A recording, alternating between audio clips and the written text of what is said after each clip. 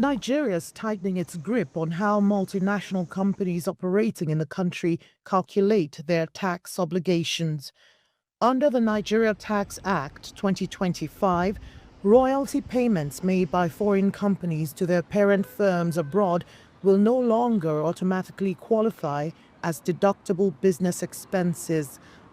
Authorities say the change targets a long-standing practice where companies reduce taxable profits through payments tied to intellectual property, brand licensing, or technical services. The royalty deduction used to be 5% of their earnings, and that's from the tax law before the NTA 2025. So most of these multinational firms usually shift, the royalty to their related companies outside the country. This new tax law has clearly stated it that these royalties are no longer going to be allowable deductions. Under earlier tax rules, multinational firms were allowed to deduct a portion of such payments under Nigeria's transfer pricing regulations.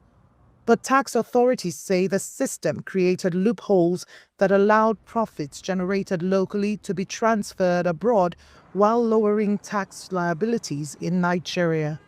It was discovered over time that some companies were using that as a way of reducing, as a tax planning policy, to reduce the amount of tax they're going to pay in Nigeria. Government is trying to now reduce that and make sure that even if you're going to be asking for such deductions, it must be shown clearly that it was actually done as a result of the regular course of doing business.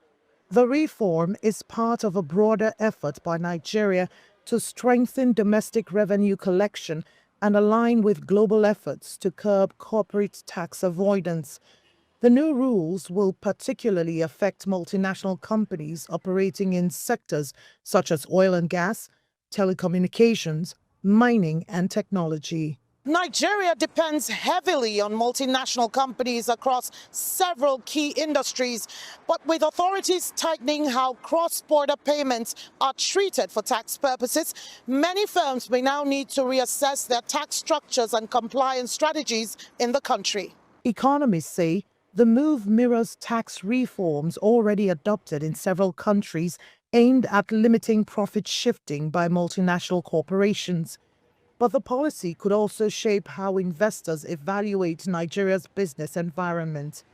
What Nigeria is trying to do is to implement international standard on base erosion and profit shifting.